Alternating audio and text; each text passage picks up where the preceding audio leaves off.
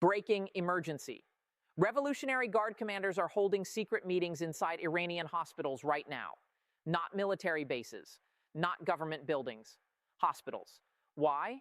Because they're preparing medical facilities for mass casualties from American strikes they know are coming within days.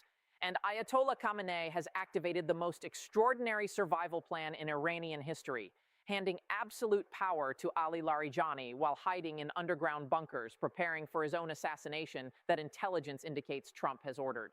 Iran's fear of American attack is so overwhelming that the regime is conducting war preparations inside hospitals, succession planning for when Supreme Leader dies, and offering to surrender uranium stockpiles just to avoid the devastating strikes that U.S. forces positioned 200 kilometers away are ready to execute. This is not speculation. This is happening right now. Good evening and welcome to my channel. I'm going to reveal 3 shocking developments that prove Iran understands American attack is imminent and the regime is preparing for both war and survival of the Islamic Republic after Khamenei gets killed. IRGC commanders meeting in hospitals proves they expect massive American bombardment, creating casualties on scale that requires converting civilian medical facilities into military trauma centers immediately. Khamenei's survival preparations, including kill switch succession and shadow leader Larijani taking control, prove Supreme Leader believes assassination is imminent.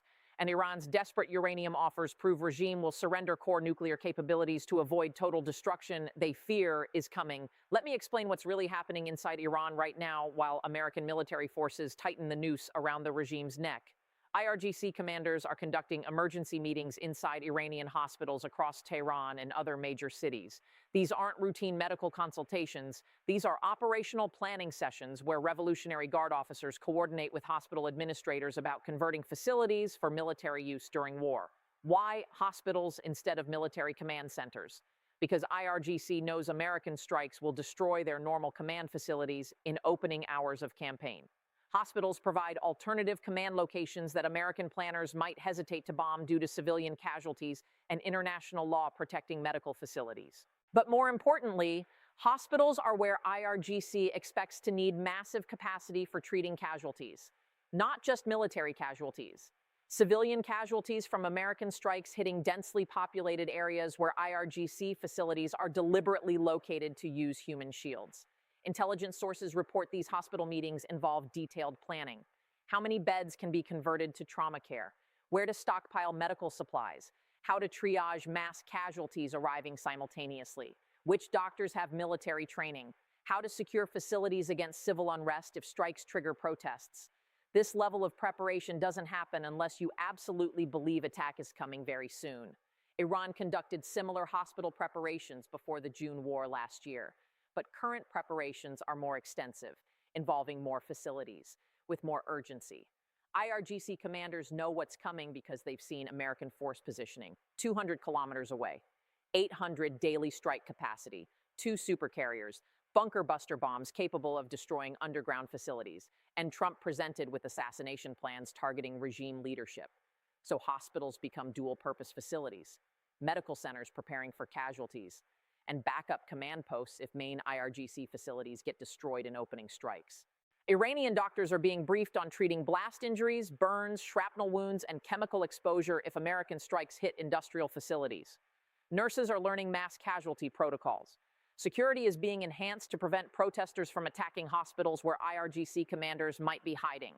This is regime preparing for worst-case scenario, where American strikes create thousands of casualties requiring emergency medical response exceeding normal hospital capacity. And IRGC using hospitals as command centers proves Revolutionary Guard expects their normal facilities to be destroyed early in American campaign. Now let's talk about Khamenei's extraordinary survival preparations that New York Times just revealed. Supreme Leader has activated what experts call a kill switch succession plan, specifically designed to ensure Islamic Republic survives even if he gets assassinated. Khamenei has given detailed instructions to senior associates about what to do when he dies. Notice I said when, not if. That's how Khamenei himself is thinking about this. He expects to be killed by American or Israeli forces. The kill switch succession includes multiple layers. If Khamenei dies, Ali Larijani immediately assumes control as shadow leader who's already been given the keys to everything.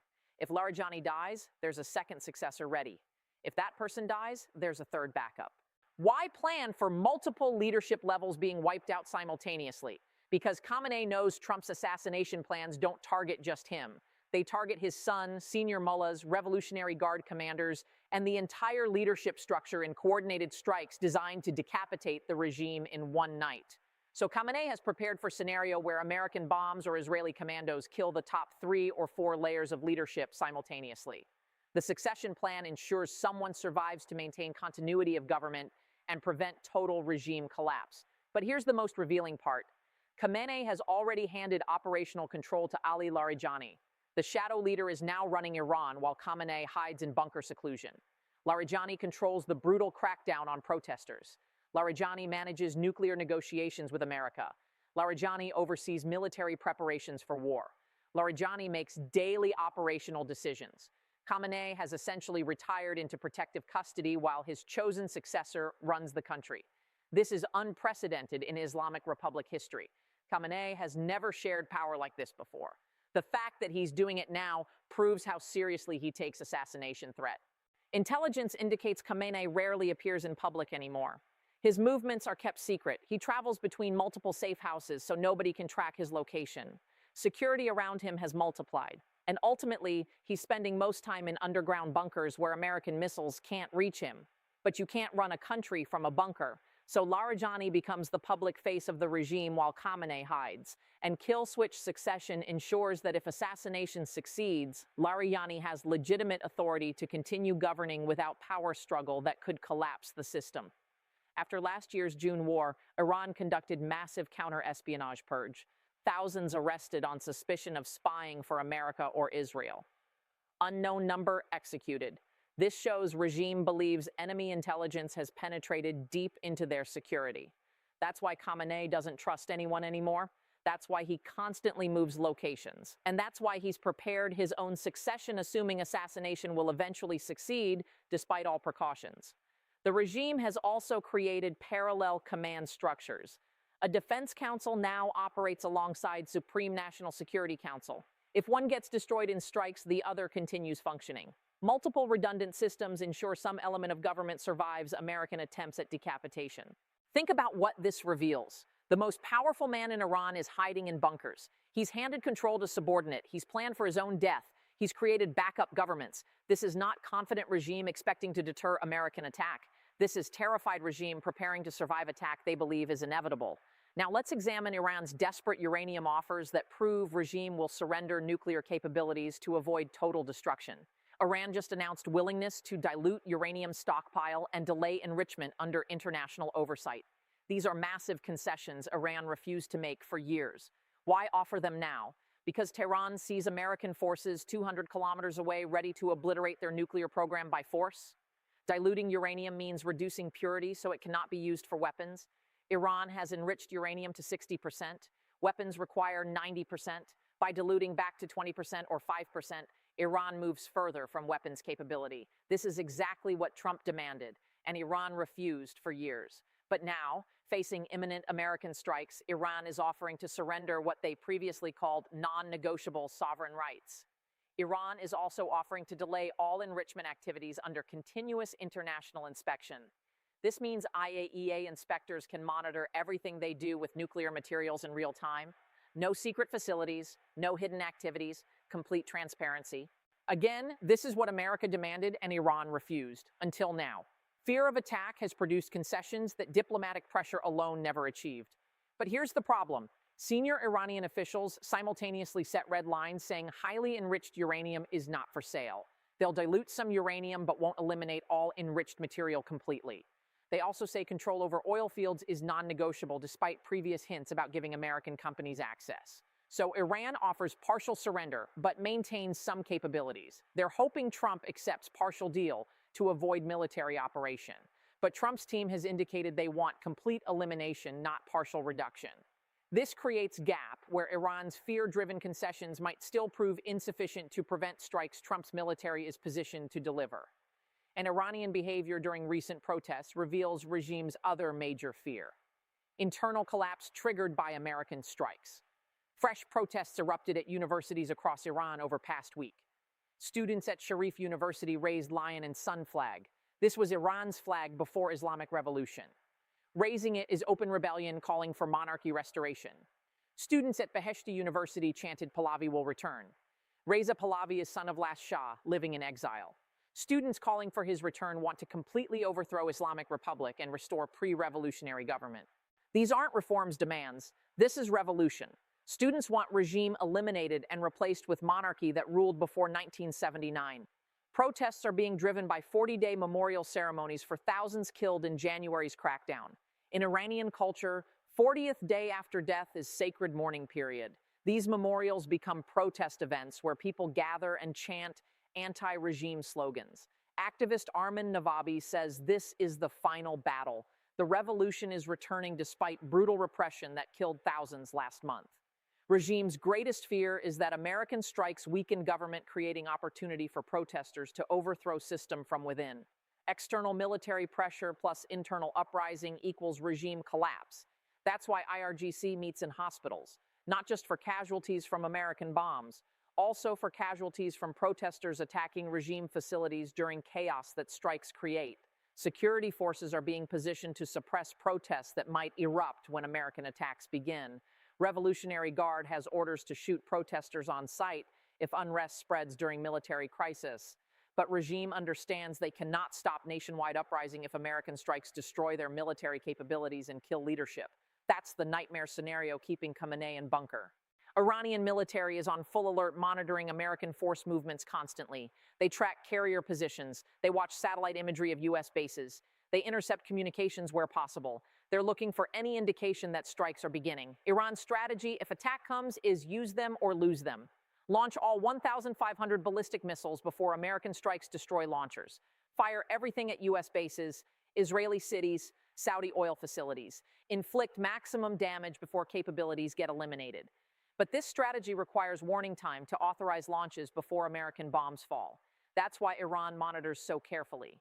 They need hours or even minutes of warning to activate retaliation before American stealth aircraft destroy their command centers. American military knows this.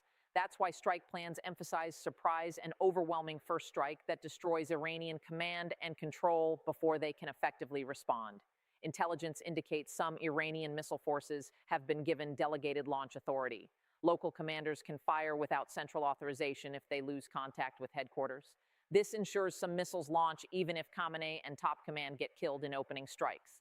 But delegated authority creates risk of accidental war if local commander misinterprets American movements as attack and launches prematurely. This is danger of high alert postures during crisis. Meanwhile, international community watches nervously as Iran prepares for war it desperately wants to avoid. European governments like Bulgaria are closing airports anticipating Iranian retaliation. China warns against American military adventurism. Russia positions forces to support Iran if needed. But none of this stops American military machine positioned 200 kilometers away, with 800 daily strike capacity ready to execute when Trump gives final order. Leading Republican senator just urged Trump to ignore advisors who oppose strikes. This senator is telling President, don't listen to cautious voices. Strike now while you have overwhelming advantage. This public pressure gives Trump political cover to order military action. He can say senators were pushing him to act. It wasn't solely his decision. And Senator Graham, visiting Israel, stated, strike decision is weeks, not months away. Weeks, not months, means this is happening very soon, possibly within days. Everything converges toward imminent military action. IRGC preparing hospitals for casualties. Khamenei hiding in bunker with succession planned. Iran offering uranium concessions that might prove insufficient. Fresh protests waiting to explode when strikes weaken regime. American forces positioned for execution. Iran's fear of American attack is completely justified. Trump has been presented with assassination plans. Military has 800 daily strike capacity positioned. Israel is coordinating for joint operation. And political timeline is weeks, not months. IRGC meeting in hospitals proves they expect massive casualties requiring civilian medical facilities converted to military use. This isn't routine contingency planning. This is emergency preparation for imminent war. Khamenei's kill switch succession proves supreme leader expects to be killed and wants regime to survive his death. You don't hand power to shadow leader and plan layered succession unless you genuinely believe assassination is coming. Iran's uranium offers prove regime will surrender capabilities they called non-negotiable to avoid strikes they fear will destroy them. but offers might come too late or prove insufficient to satisfy Trump's demands for complete elimination. Fresh protests prove internal opposition is ready to overthrow regime if American strikes create opportunity. Students chanting for Pahlavi and raising monarchy flag want complete revolution, not just reforms. An American military positioning proves strikes can execute within hours of Trump's order. 200 kilometers is point-blank range. 800 daily sorties means sustained campaign. 2 carriers means overwhelming force. Iran fears attack because attack is coming. IRGC prepares hospitals because casualties are expected. Khamenei plans survival because assassination is anticipated. And regime offers concessions because destruction is imminent. The fear is real. The preparations are extraordinary. The survival planning is unprecedented. And the American strike capability is overwhelming. Next few days or weeks will determine whether Iran's fear-driven uranium offers prevent war or whether Trump proceeds with strikes despite concessions because he wants complete elimination, not partial reduction. IRGC continues meeting in hospitals. Khamenei remains in bunker. Shadow leader Larijani runs country. Protesters wait for opportunity. An American military waits for presidential order. The fear drives everything. Iran knows what's coming. That's why they're preparing for war and survival simultaneously. They hope to avoid attack through concessions, but they expect attack will come regardless. So they prepare for worst while hoping for best. This is Iran's crisis. Fear of imminent American attack. Secret IRGC hospital meetings. Khamenei's war and survival preparations. All happening right now while American forces tighten the noose. Stay tuned. Next update could be breaking news that strikes have begun and Iran's worst fears are becoming reality.